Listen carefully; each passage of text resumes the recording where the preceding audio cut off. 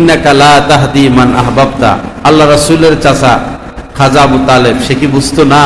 জ্ঞানী মানুষ, শিক্ষিত মানুষ, বট ও বৃক্ষের ন্যায় ছায়া দিয়ে গেছেন। যখনই রাসূলের দিকে বিপদ আসতো সেই খাজা আবু তালেব দাঁড়াইয়া যাইতেন। মক্কা নগরীতে এই খাজা আবু তালেবের কারণে রাসূলের দিকে কোনো হামলা আসতো না। হামলা আসলে তিনি দাঁড়ায় যেতেন। ভাতিজাকে এতটা সাপোর্ট করে গেছেন, ভাতিজাকে কোলে পিঠে করে তিনি লালন পালন করছেন। ভাতিজা যে নবী হবে সর্বপ্রথম তিনি খবর পাইছেন সিরিয়া সফরে। ওই সময় নবীজির বয়স 12 বছর। ব্যবসা করতে যাচ্ছেন চাচা ভাতিজা। তো পথে এক ইহুদি পণ্ডিত তার সাথে দেখা, তো সে দেখেই চিনে ফেলছে।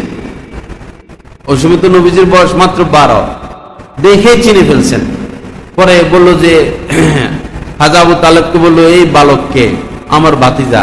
তার নাম কি? তার নামে বাড়ি কোথায়? অমুক জায়গায়। বংশ কি? এই সব খবর টবর নিয়া। তো বহায়রা তার নাম, বহায়রা রাহেব। যে বলল এই ছেলে তো শেষ জামানার নবী। সুবহানাল্লাহ, আপনার ভাতিজা তো শেষ জামানার নবী। আপনি যদি একে নিয়ে এখন সিরিয়া যান তো সিরিয়ার ইহুদিরা তাকে হত্যা করে ফেলবে, কারণ তার হাতে ইহুদি ধর্ম বিলুপ্তি ঘটবে, সমস্ত ধর্ম বিলুপ্তি ঘটবে তার ধর্মের কারণে। সিরিয়া নিলেই তাকে হত্যা করবে। আপনি যদি তার প্রতি দয়ালু হন তাকে বাড়িতে ফিরিয়ে দেন। তো খাজা আবু তালেব বাড়িতে ফিরিয়ে দিচ্ছেন। নবীজিকে নিয়ে যান নাই সিরিয়ায়। তো সর্বপ্রথম নবীজি, উনি যে নবী হবেন, কে খবর পাইল? চাচা খবর পাইল। চাচার কপালে ঈমান জুটল না। অনেক চেষ্টা করছেন নবীজি, শেষ মুহূর্তে কি যে চেষ্টা করছে, অনেক চেষ্টা করছেন, অনেক বুঝাইছেন, সর্বোচ্চ চেষ্টা করছেন। নবীজির চেষ্টা, নবীজির কষ্ট, নবীজির পেরেশানি, নবীজির অস্থিরতার কারণে, নবীজির কষ্ট দেখে পরে আল্লাহ পাক আয়াত নাযিল করছেন, ইন্নাকা লা তাহদি মান আহবাবতা। আপনি যাকে পছন্দ করেন তাকে আপনি হেদায়েত দিতে পারবেন না। হেদায়েত তো আমার হাতে। বহু আছে মানুষ, কত বুঝায়, কাজ হয় না, কাজ হয় না। আমাদের এলাকার একটা ছেলে নিশ্চিত মারা যাবে, নিশ্চিত, বিদেশে ছিল, দেশে পাঠাইয়া দিছে। ঢাকা কিছুদিন চিকিৎসা করছে, তাও চিকিৎসা নাই। পরে সবাই বলে যে তো তুমি তো জানোই তোমার কি হবে, কিক দিন নাই আর কি। তো এখন নামাজটা পড়ো, এখন তো অন্তত নামাজ পড়বে, তুমি আর কয়দিন আছো? এখনো সে শেভ করে। পরে এক পর্যায়ে বিছানায় পড়ে গেছে, আর উঠতে পারে না, খুব কষ্ট করে নিঃশ্বাস নেয়। এই শুয়ে শুয়ে শেভ করে। যে লোক বসতে পারে না, যে লোক বসতে পারে না, এখনো সে কি করে? শেভ করে, এখনো নামাজ পড়ে। আহা, ওই অবস্থায় চলে গেছে, ওই অবস্থায় বিদায় দিচ্ছে। হেদায়েত আল্লাহর হাতে। আমাকে আপনাকে যে আল্লাহ পাক মসজিদে আনছেন, আল্লাহর দয়া। আমি এখানে বসলাম, আপনারা এখানে বসলেন, আল্লাহর দয়া। ঈমান আল্লাহর দান, হেদায়েত আল্লাহর দান।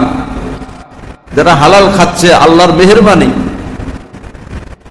এজন্য অহংকার দেখানো ঠিক না, নাফরমানি ঠিক না। কখন যেন আল্লাহ ঈমানটা কেড়ে নিয়ে যান, তখন কি করব? কোনো পাপের কারণে, অপরাধের কারণে, সীমা লঙ্ঘনের কারণে যদি ঈমান কেড়ে নিয়ে যান, মোহর মেরে দেন, যদি মোহর মেরে দেন, অসন্তুষ্ট হয়ে যান, তো জাহান্নামের আগুন ছাড়া আর কোনো উপায় নাই। সেই আল্লামা শিবলি রহমতুল্লাহ আলাই, শায়েখ পীর হযরত আব্দুল্লাহ ইবনে উনদুলুসি রহমতুল্লাহ আলাই, ওই সময় এরকম মাদ্রাসা ছিল না। পীর মাশায়েখরা সারা পৃথিবীতে দ্বীনের খেদমত করতেন। দাওয়াতুত তাবলীগের মেহনতও ছিল না, মাদ্রাসাগুলো ছিল না। পীর মাশায়েখরা তাদের মুরিদানদেরকে নিয়ে বিভিন্ন নতুন নতুন এলাকায় যাইতেন, দাওয়াত দিতেন।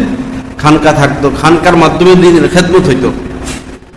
সিরিয়া, মিশর, এই সমস্ত এলাকায় হযরত আব্দুল্লাহ ইবনে উনদুলুসি রহমতুল্লাহ আলাইহ লক্ষ লক্ষ মুরিদান ছিল, বহু খানকা ছিল।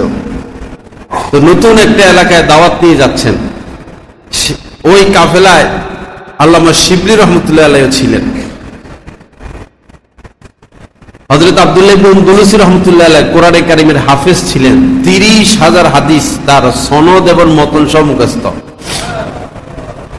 30,000 হাদিস মুখস্থ করা সোজা, সহজ, সম্ভব, কিন্তু সনদ সহ 30,000 হাদিস বর্ণনা করার মতো লোক এখন নাই, কিয়ামত পর্যন্ত আর তৈরি হবে না। সনদ সহ কার কাছ থেকে কে, কার কাছ থেকে কে, কার কাছ থেকে কে, এই সনদ, এখান থেকে সাহাবী পর্যন্ত এই সনদ সহ হাদিস বর্ণনা করা মুখস্থ বড় কঠিন। 30,000 হাদিস তার সনদ সহ মুখস্থ ছিল, হাফেজে কোরআন ছিলেন। দাওয়াতের জন্য বের হচ্ছেন হাজার হাজার নেককার মানুষ, সাদা পাগড়ি, সাদা জামা, নুরানি এক কাফেলা, নতুন এক এলাকায় যাবেন।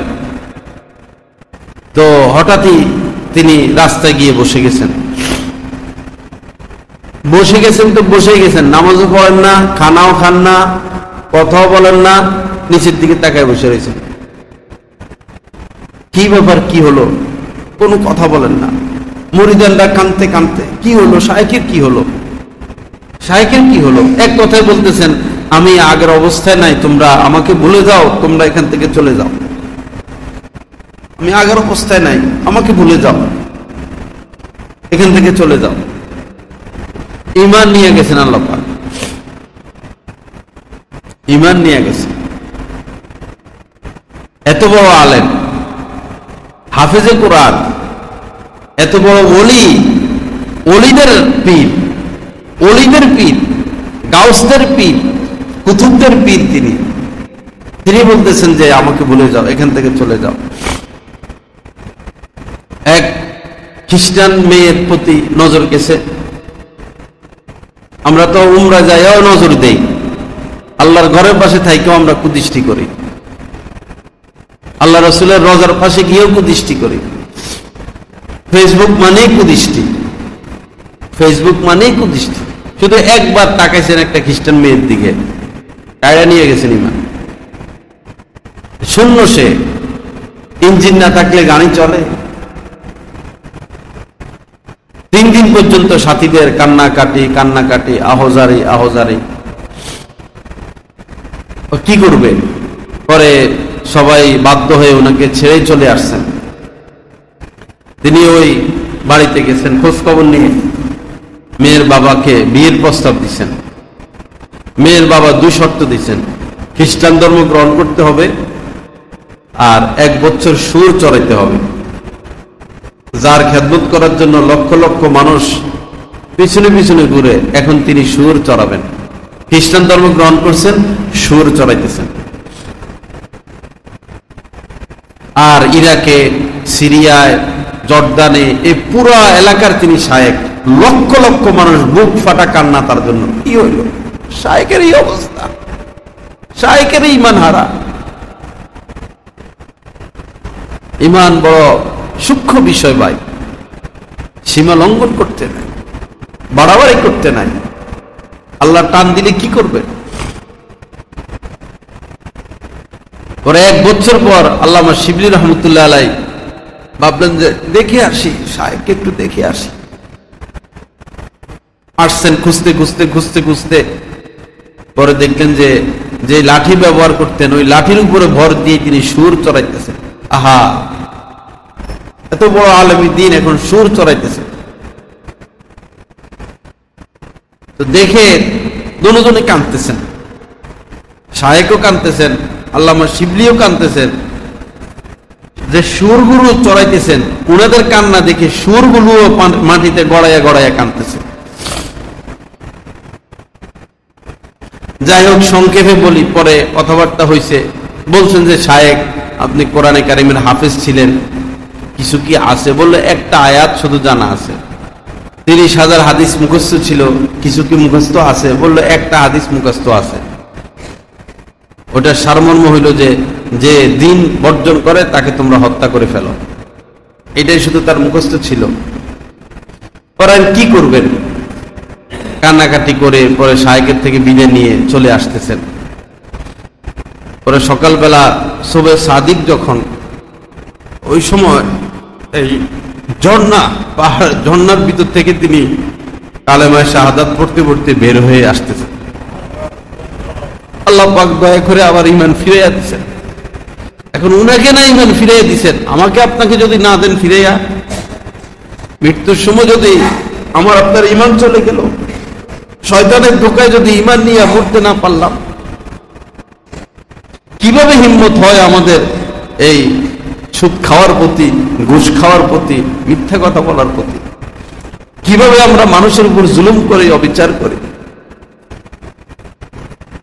আল্লাহ পাক আমাদেরকে মাফ করেন, আল্লাহ পাক আমাদেরকে হেদায়েত দান করেন, আল্লাহ পাক আমাদেরকে ঈমানের উপর অটল অবিচল রাখেন। এজন্য ভাইরা সীমা লঙ্ঘন করতে নাই। ঈমান